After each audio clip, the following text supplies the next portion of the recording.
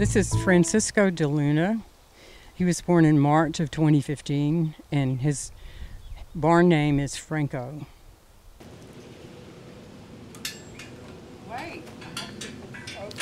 Marsh Tackies are a horse that came to the colonies with the Spaniards. The Kahrs have decided to try to help out the breed by having Franco and Delilah meet and hopefully have a baby. Well, as this story progresses, we will see that there is indeed a baby. He was born in September of 2019, and the beginning of the story is about the mama and the daddy. This is Franco. We're going to let Miss Jeanine tell you all about him. This is Franco, and he's the stallion. Come on, boy. No, come on. We try to do plenty of groundwork just to keep him soft and minding. That's the big thing. That's cool. We bought his mother a mare from South Carolina who was a registered Marsh Tacky, and she was from a little bit different breeding line than some of the others. We got her when she was about 4 months pregnant. We thought he was going to be born the end of January or the 1st of February, and it was a very cold winter, and I was very freaked out that the end of February nothing had happened yet, and we had a 12-degree night, and I was so afraid he was going to be born and freeze to death. But somehow the mom, I guess, knew, and she waited till it got a little bit warmer. So I felt like she was pregnant for a year. I'm not really sure, but according to the ultrasound, it should have been before it was.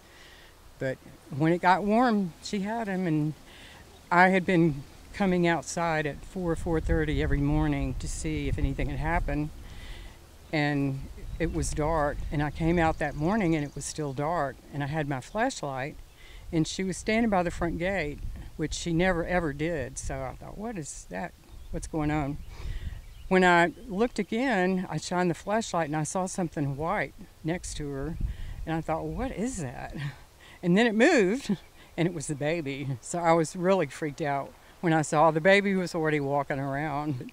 My dad's name was Francis, so it was a little bit after my dad. And the middle but name is? Francisco Delilah, he was born under the moon, so that's why we said Delilah. And we might do that again for the baby if it's born under the moon, which probably it will be, because they don't like people around. They wait till you go in the house usually. Some people keep their stallions put up by themselves and don't let them get out and run much, but it was recommended to me that we get a gelding so he wouldn't be by himself. So we got a gelding when he was about 10 months old, and the gelding pushed him around a lot when he was young, but then he kept growing and he got bigger, and now he's kind of in charge. He's decided he's the head guy. So, but he and Sparky really like each other most of the time. They get little scuffles now and then, but they're pretty good buddies. I learned a couple of years ago that you can get their color DNA done, and Franco being the Gruya color, we knew that many had the Dun gene. So I got his done, and of course the Dun gene showed up, and also he has a red gene, one red gene. But there is a small chance they could have a red dun or even a black horse. And Franco's mother was black with 4 white feet. The main thing is just that it's healthy. Gruya, that means they have a black base coat and they have a dun gene that makes their body the lighter color. And there's different stages of the light color. Some are lighter than others. But they have usually a black mane and tail, usually the black dorsal stripe. The markings on the back of their legs are usually more prevalent in a wild horse, but they call those zebra stripes. So the horses from a wild place, a lot of them will have the black dorsal stripe and the zebra stripes on the back of their legs. So we like that. It's kind of cool. Yes, you're a good boy.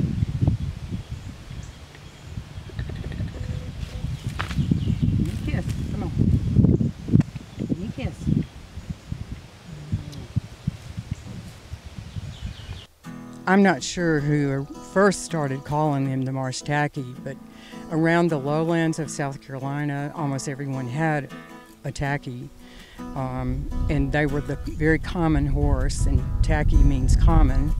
So people started calling them the Marsh Tacky, and that kind of stuck. But they're part of the Spanish colonial breed, and there are other breeds that are part of the Spanish colonial. Like there's the Florida Cracker Horse, and they're all kind of interrelated, but the Marsh Tacky's unique in some areas. Like there's a gait that some of them have that's unique to them. Something else important too, in 2010, I'm pretty sure it was, the Marsh Tacky was designated the South Carolina Heritage Horse. So, and I know someone who worked real hard to make that happen. So that was real exciting for everybody to have that the official South Carolina horse. These horses were first brought over by the Spanish in the 1500s. And for a long, long time, they just lived wild on the outer islands around South Carolina. And a lot of the people that have them now went out and caught them off the islands and took them home and trained them. And they found them to be very smart, and they're also very hardy. They are easy keepers. Usually they're not real picky about what they eat, and they just are very hardy. And even though they're small, they're very tough. So they are said to be one of the best horses for trail riding for long distances, because they have a lot of endurance. They can go a long, long way without getting tired. And currently, I just talked to someone that's with the Carolina Marsh Tacky Association, and the official record as of this month is 423 living Marsh Tackies. But they did say that not everybody lets them know every time a foal is born or if one dies, so it's probably going to be a little bit off from that figure, but that's as close as we know right now. 2009, there were only a little over 200 of the breed, so people have worked really hard trying to save the breed.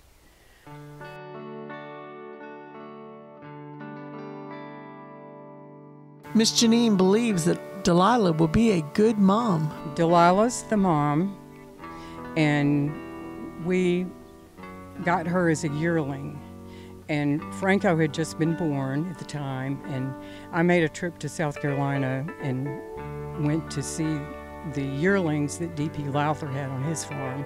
And he had 12 yearlings all together, and they were in a series of round pens with gates from one to the other, so you could like go from one little pasture to another through the gates.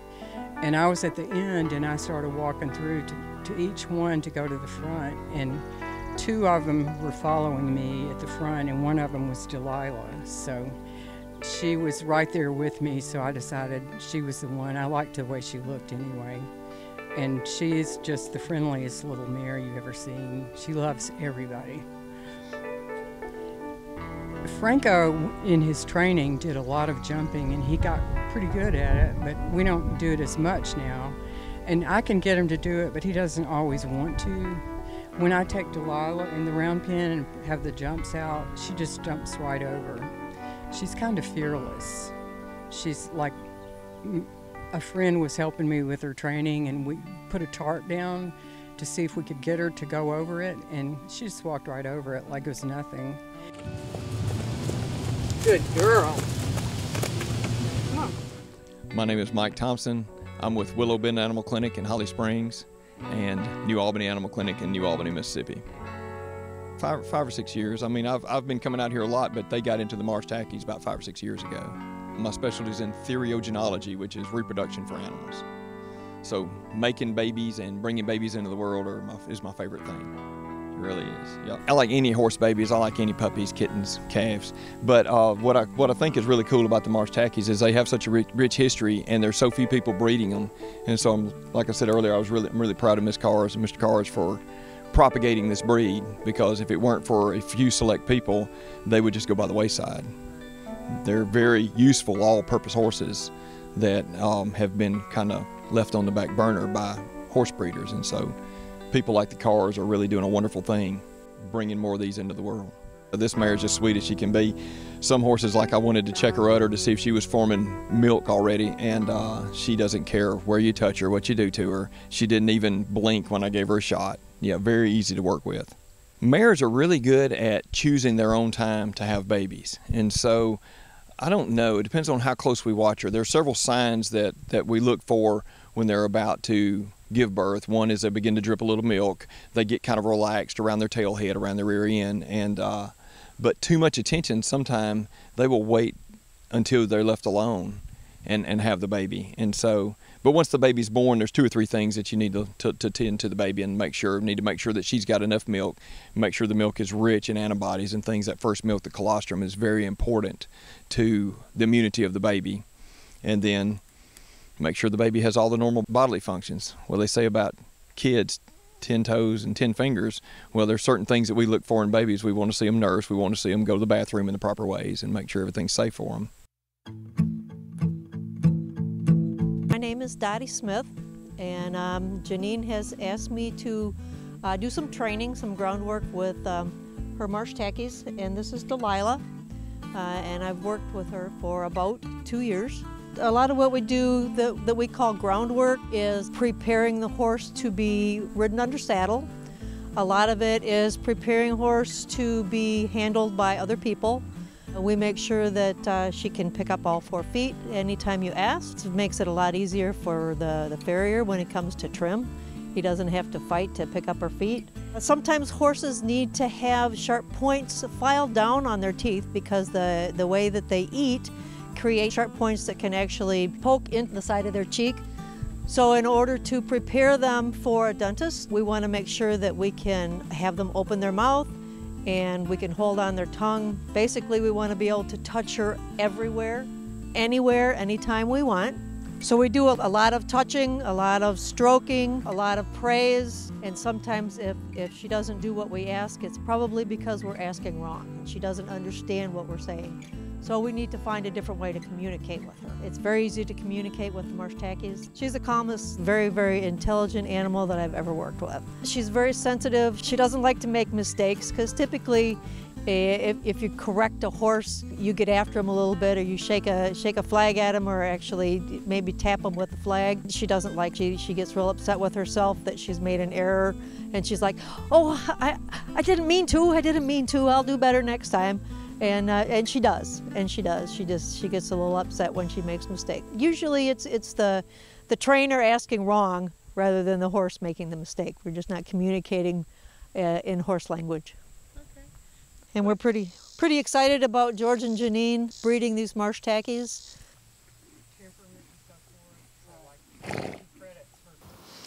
Miss Jeanine believes that Delilah will be a good mom. We will come back and visit her when the baby gets here.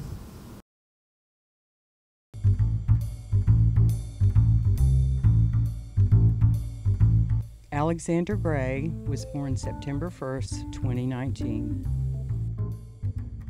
I was checking Delilah every day. I'd check her every evening to see if she had the signs of impending birth.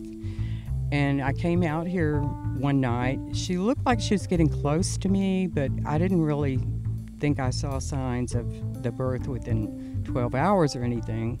So I went in and went to bed, and I woke up about 3 and I couldn't go back to sleep. So at 3:30 I decided I better go out there and check things.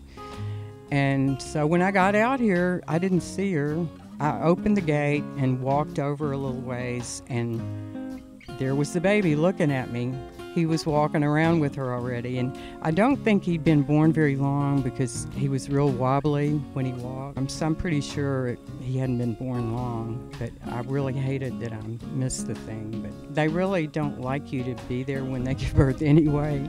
I've heard a lot of stories about people, they go in the house for a minute, and then when they come back, the baby's born. So luckily she didn't have any trouble, and the vet came out and checked the placenta, and he told me that was a very healthy looking placenta. And so everything was good, and the baby got a shot, and he's been healthy, and we haven't seen any problems. He got a tetanus shot that day, and he seems very healthy. He nursed right away.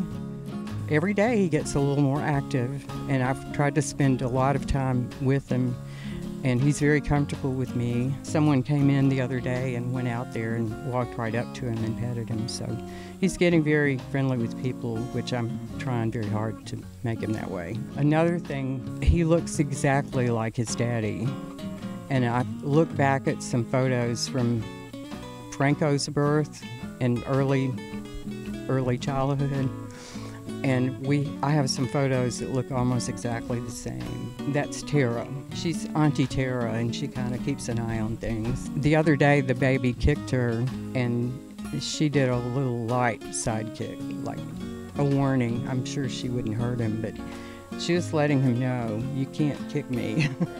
So they're teaching him things. He's learning, and I'm trying to teach him not to bite because he's just gotten some teeth and he wants to bite, so I have to teach him now. He can't bite. There's a lot of traffic down this road, so I think he's getting used to it now. And also the other day, someone was shooting a gun, I think next door, and it didn't seem to even bother him.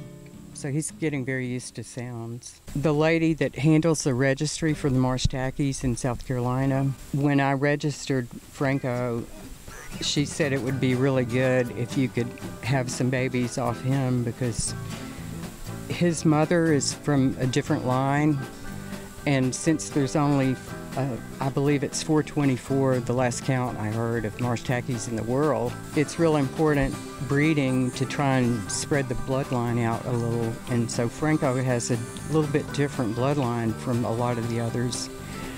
So this boy could be a really important factor, and if we carry his line on, he has some different genes. So all I've done so far is put him on the Facebook page for Marsh Tacky owners, and I haven't done his registration.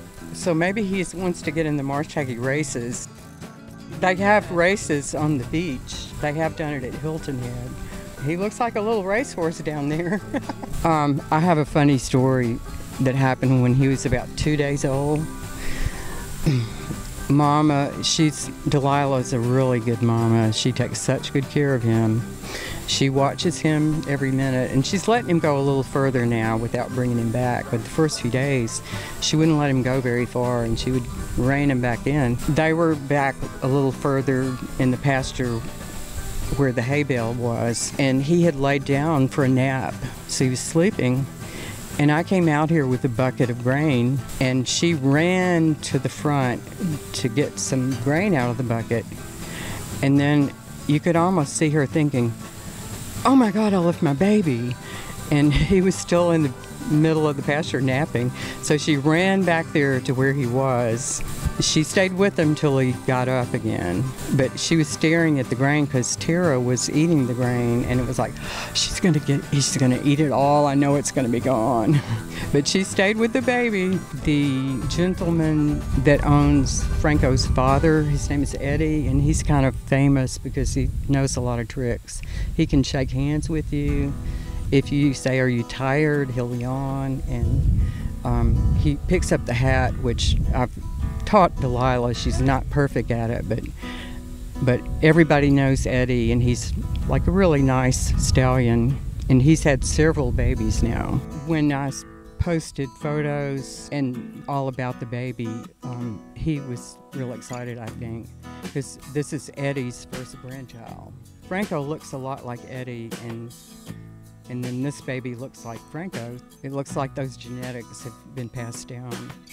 One thing I've always noticed is I think every foal from Eddie has a left rear white foot, just a little band. Pretty sure all of them have had that. Franco has that, and he has a little bit of white on the left front foot. And this Alexander has white on both rear feet and a little bit on one front, so he's got a little more white. But his grandmother, who's Franco's mother, she had 4 white feet, so probably some of that came through, I'm thinking. But it's really funny, the genetic thing, because Franco has this, it's not even quite like a snippet, just a tiny little patch of white on the top of his head. And this boy has it too. I think he has a little bit more, but I mean, it's barely there. You have to look hard to see it, but it's there. Dun gene gives him the lighter coat color. The Gruya means that he's going to have a black mane and tail, and his legs will be dark, at least part of the way up, like Frank. With the Dun gene, he has a dorsal stripe that goes all the way through his tail. I think his tail is unusual. The black stripe seems to go all the way through his tail. He has kind of a shadow on his withers and the black tips on his ears. Oh, and something else, he has zebra stripes. They're more gray on him now, but they'll probably get blacker. That's another thing you see in a wilder breed of horse that's not so domesticated. And I'm sure he's going to be learning new things every day. He's very curious. He checks out everything.